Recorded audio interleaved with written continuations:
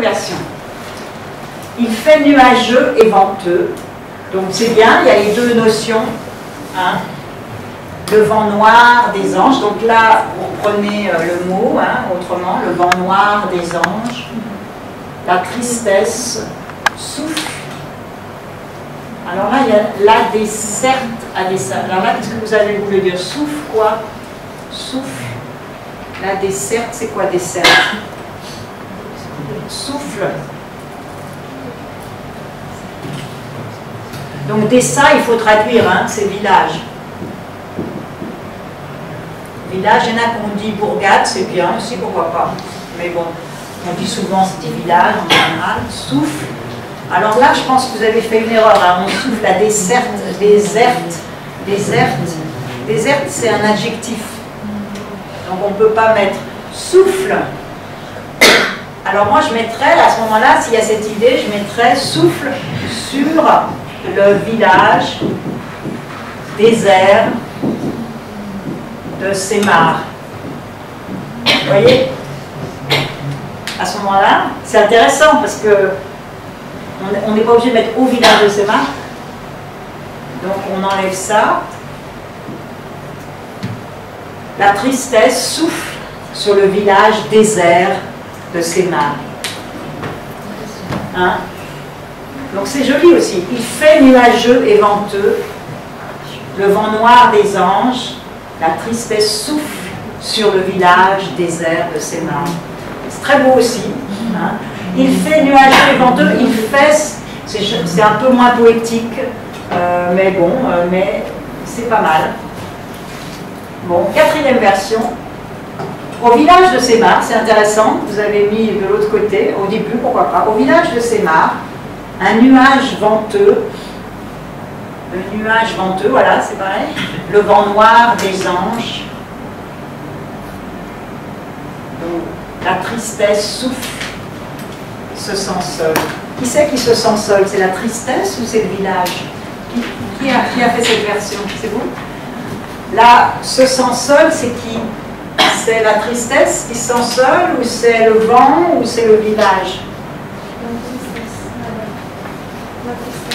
Qui donc?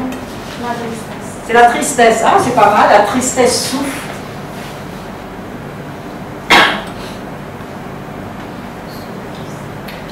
Moi, je mettrais alors, au village de Sémar, un nuage venteux, le vent noir des anges, la tristesse souffle, seul. Ça suffit. Vous voyez, on est dans la poésie. Souffle, seul. Non? Donc, c'est beau aussi. Au village de Sémar, un nuage venteux, le vent noir des anges, la tristesse souffle, seul. Oui. Hein? Cinquième version, l'obscur vanté. Ah, c'est intéressant. L'obscur, normalement, obscur, c'est un adjectif. Hein? Mais on peut, poétiquement, on peut mettre un adjectif, l'obscur, le mystérieux, on peut dire le... Bon. Ou alors vous mettez l'obscurité vantée. Par exemple, là c'est l'obscurité vantée, hein, par exemple. L'obscurité vantée, la brise noire des anges, ouais, c'est bien. Le chagrin, alors c'est souffle, silencieux, dans le village de Sémar. C'est bien aussi. L'obscurité vantée, la brise noire des anges, le chagrin souffle, silencieux, dans le village de Sémar. Ou alors sur le village de Sémar, peut-être. Hein? Sur le village, c'est plus que dans sur le village de Sémar. Parce qu'en plus là c'est joli, on a une allitération, vous voyez, S, S, S. On aime bien quand c'est la poésie, l'obscurité, pareil, on a obscurité vantée, l'obscurité vantée, la brise noire des anges, le chagrin souffle, silencieux sur le village de Sémar. C'est très beau aussi, ouais. Vous voyez, chaque version a sa beauté. C'est intéressant, hein? Non? Dernière version, sixième. Le nuage gris s'écoule. Orageux. Le vent noir des anges. Le souffle silencieux de tristesse à la bourgade de ses mares. Le nuage gris s'écoule. En France, même poétiquement, c'est difficile de dire qu'un mengalir, s'écoule. C'est difficile. Bon, c'est une image, hein. Et il n'y a pas, parce que c'est l'idée du vent, hein, Beramine, mais là, il faut quand même qu'il y ait l'idée du vent. Donc, on pourrait mettre l'idée d'orage, c'est bien, parce que Mendung, il y a un côté orageux. C'est vrai, il y a l'orage un peu, hein. Et l'orage, c'est le signe de tristesse, souvent, ou de... Hein, donc, l'idée d'orage est bien. Donc, pourquoi on pourrait mettre, alors pourquoi on ne mettrait pas, par exemple, le vent orageux? Non. Le vent orageux, Mendung Bramin, le vent orageux. Non. Qu'est-ce que vous en pensez? Qui a fait cette version? Ouais. Qu'est-ce que vous pensez? Le vent orageux?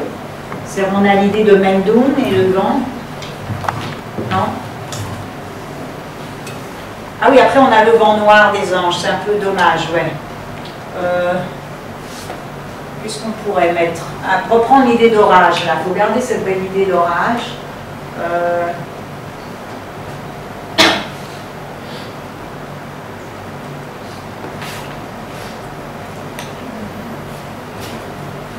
On peut mettre, par exemple,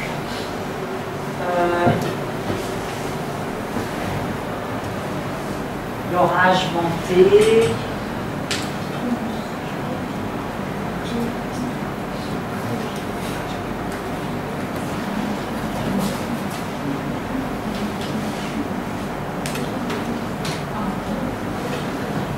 Ou on peut mettre un vent orageux.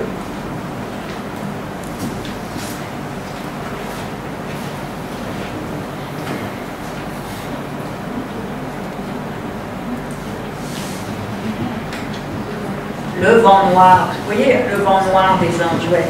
Un vent orageux, donc c'est un vent en général qui est orageux, mais c'est, mais on le reconnaît, on se dit, mais c'est le vent noir des anges. Donc on commence impersonnel, vous voyez, un vent orageux. Qu'est-ce que c'est que ce vent orageux? C'est le vent noir des anges. Donc ça c'est beau aussi, vous voyez. On part quelque chose de général, et ça en indonésien on ne peut pas l'avoir parce qu'on n'a pas un et le. Enfin on a un peu soit tout, mais en français on peut jouer avec ça, vous voyez. Donc moi je dirais un vent orageux. Qu'est-ce que c'est? Le vent noir des anges. Le souffle silencieux de tristesse à la bourgade. Alors je mettrai quand même au village, sur le village. Hein. Sur le village. Parce que bourgade, bon c'est pas faux, hein, mais je pense que le dessin en général c'est village. Hein.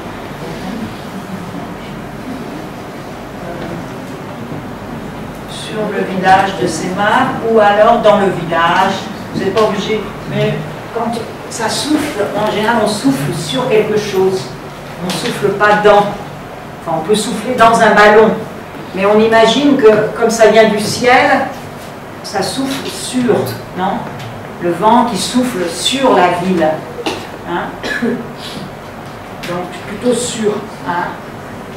Donc dernière version, un vent orageux, le vent noir des anges, le souffle silencieux de tristesse sur le village de Semar. Ou alors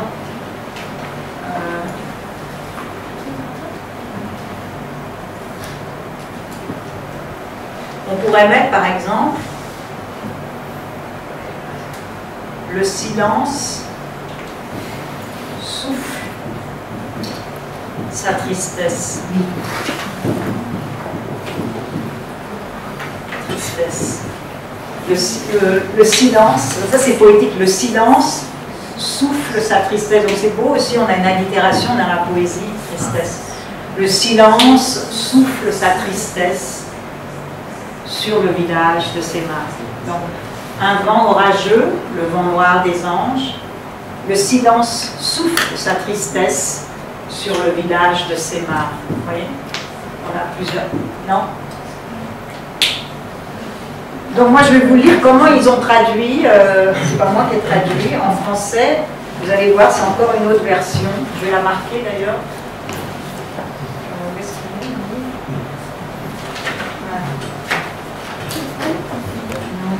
commencer.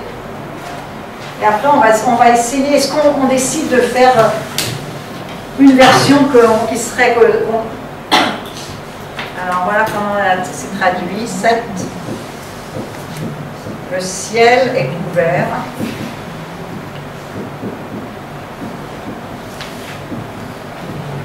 Il fait du vent. Vous voyez, donc c'est un peu long, moi je trouve ça. Il fait du vent. Le vent noir. Des nymphes. Je ne sais pas pourquoi, parce que peut-être que Malékat, nymphes. Vous savez ce que c'est les nymphes, hein? C'est un peu les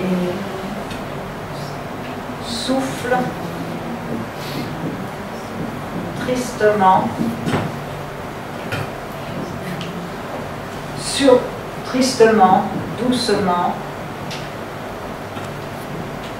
sur le village de Semar. Bon. Ça, moi, je ne trouve pas que ça soit la meilleure. Je trouve que vous avez eu des meilleures idées.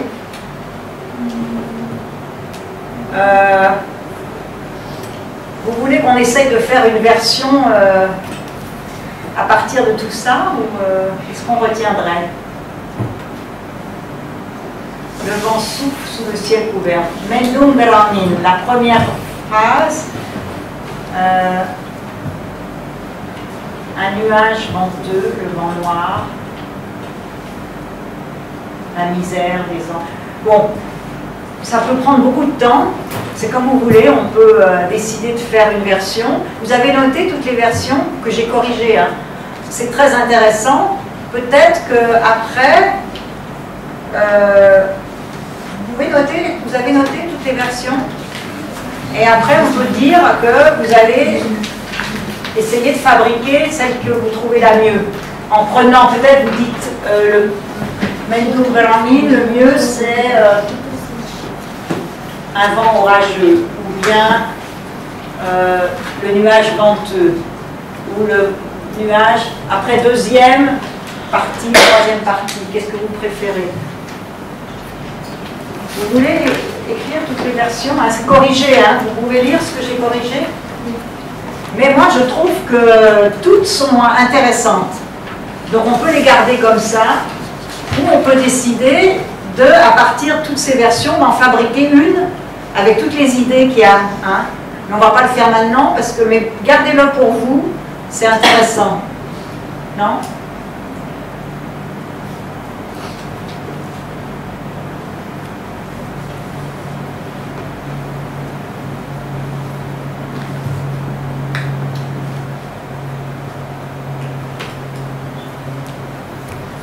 Parce que vous voyez, en indonésien, là aussi, il fait une...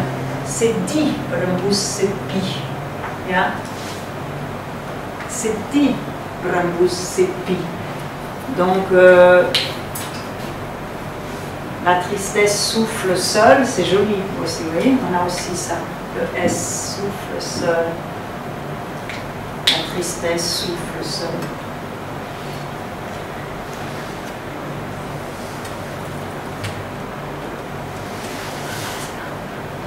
Moi, ce que j'aime, voilà, moi j'aimerais, je sais pas, je propose comme ça, hein.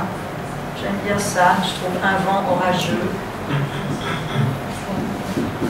le vent noir des anges, ou des nymphes, peut-être nymphes, parce que Bidadari c'est plus les nymphes, anges c'est plus les malékat, je sais pas, nymphes, le vent noir des nymphes. C'est quoi la tristesse souffle seul sur le village de Semar. Moi je retiendrai ça parce qu'on essaie d'être court. Là c'est long, ça c'est très long. C'est peut-être la tristesse souffle seul. Un vent orageux, le vent noir des nymphes. La tristesse souffle seule sur le village de Semar. Moi, je dirais peut-être que c'est... Si maintenant, les voyez, toutes seules, je n'aurais pas trouvé. Hein. C'est grâce à toutes vos versions qu'on arrive à trouver, à mon avis, quelque chose de plus court. Non? J'écris mal, hein, vous pouvez lire?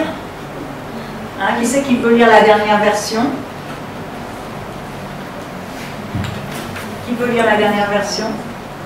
Alors, quelqu'un, vous lisez en indonésien et après en français, pour entendre. Mendung berangin, angin hitam para bidadari, sedih berembus sepi di desa Semar. Le ciel est couvert. Non, non, celui-là, un vent orageux en rouge. Un vent orageux, le vent noir des gens et des nymphes, la tristesse souffle seul sur le village de Semar. Donc moi je vais vous le lire. Hein. Mendung berangin, angin hitam pada para bidadari, sedih berembus sepi di desa Semar. En français, un vent orageux, le vent noir des anges. En fait, moi j'aime mieux ange que nymphe. La tristesse souffle seule sur le village de Semar. Vous trouvez, je trouve qu'on sent la même chose, non? Il y a le même sentiment poétique. Hein? On n'est pas trop long, on est, vous voyez? Qu'est-ce que vous pensez? C'est intéressant ou non? Non? Vous avez noté? Encore? Enfin, vous pouvez noter juste la dernière version si vous voulez. Donc, un vent orageux, le vent noir des anges. Nymphe, peut-être que nymphe c'est plus juste, mais ange c'est plus joli, ça sonne mieux. Hein, le vent noir des anges. La tristesse souffle seule sur le village de Semar. Mais vous voyez, moi j'ai eu cette idée de seul parce que vous aviez marqué ça. Donc vous voyez, une idée, elle est jamais fausse. Elle produit quelque chose de mieux. Vous voyez? Donc il ne faut jamais avoir peur, même de faire des fautes, etc. Parce que ça donne une nouvelle idée. C'est tout le processus de création, c'est comme ça. Hein. Donc il ne faut jamais avoir peur de commencer, de émettre quelque chose, et après on ne détruit pas, on déconstruit pour reconstruire, vous voyez. Hein. C'est étonnant, hein, vous ne trouvez pas? Une phrase aussi simple. Donc vous êtes prêts pour en faire une autre? Oui? Vous avez des questions? Est-ce qu'il y a des questions? Non?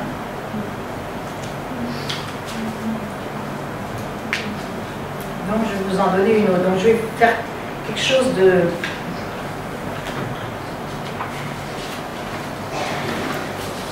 Vous me dites quand vous êtes prêts, ça y est? Alors maintenant, c'est Ayou Otami, on va prendre. Vous connaissez Ayou Otami, hein? Donc de son livre Saman, c'est moi qui l'ai traduit en français il y a quelques années. Il est paru chez Flammarion. Mais je ne vais pas vous montrer la traduction pour l'instant. Donc on va prendre juste les 3 premières phrases. Qui c'est qui veut les lire? Qui c'est qui n'a pas parlé encore? Ouais, lisez bien fort. Hein. Dia terbangun dan merasa dirinya sebesar kepala, hanya kepala tanpa badan. Cukup. Yeah. Alors, je précise, là il y a un piège, hein, c'est que le texte se passe au passé. Donc en indonésien c'est toujours difficile parce que tout est il n'y a pas de temps. Donc après il faut toujours se décider est-ce que c'est au présent et tout. Donc moi j'ai traduit au passé parce que c'est une histoire qui est racontée. Donc il faut que vous ne devez pas utiliser le présent là. Hein. Soit le passé composé, soit l'imparfait, soit le passé simple. À vous de voir. Hein. Siap. Vous êtes prêts? J'efface. Bon, moi je vais écrire la phrase et on donne. C'est simple, hein, c'est facile. Donc 10 minutes. Hein. C'est parti.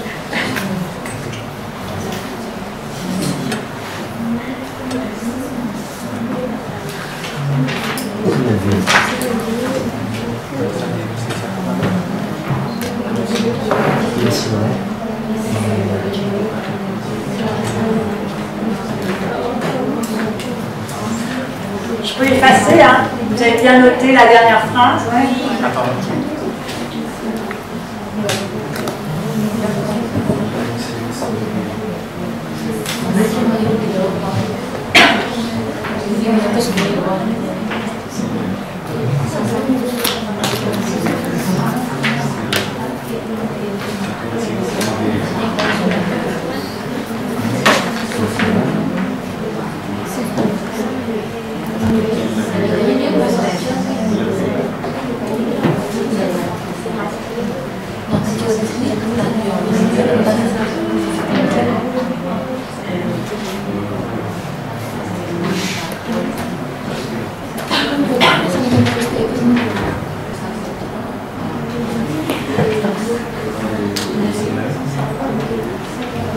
C'est bon.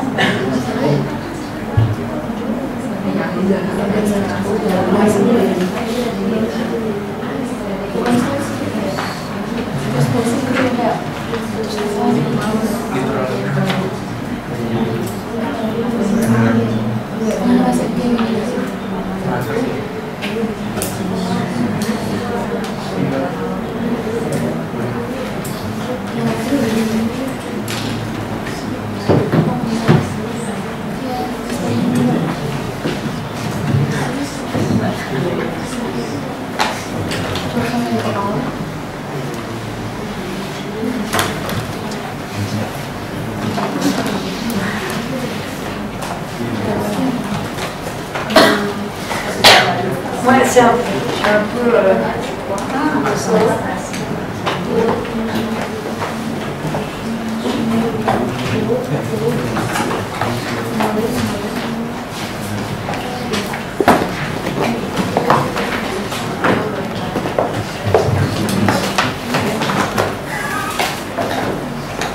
c'est une phrase facile aussi, hein.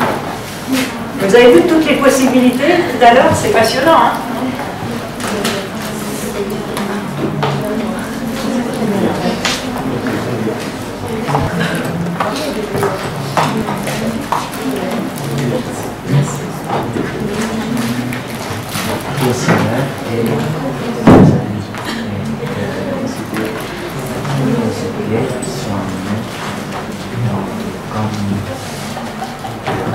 J'ai pas regardé la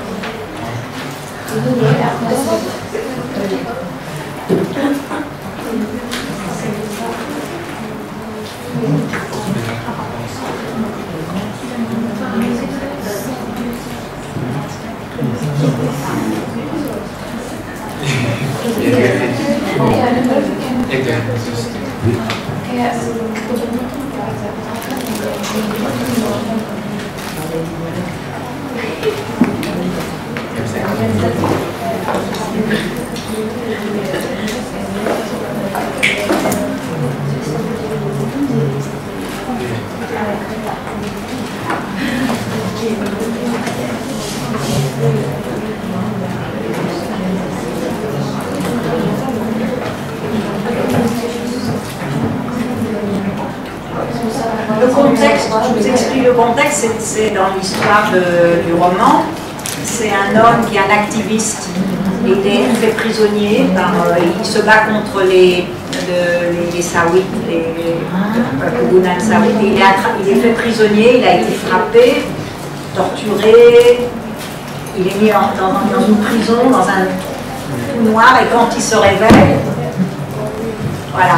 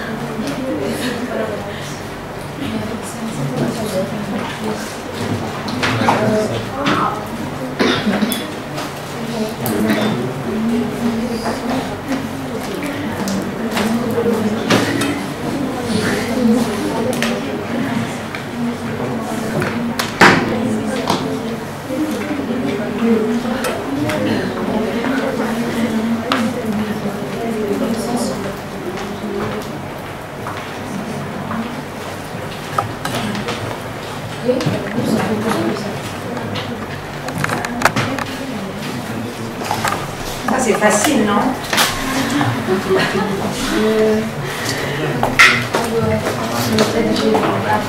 Pardon? Vous êtes prêts? Donc les autres, regardez pas, continuez.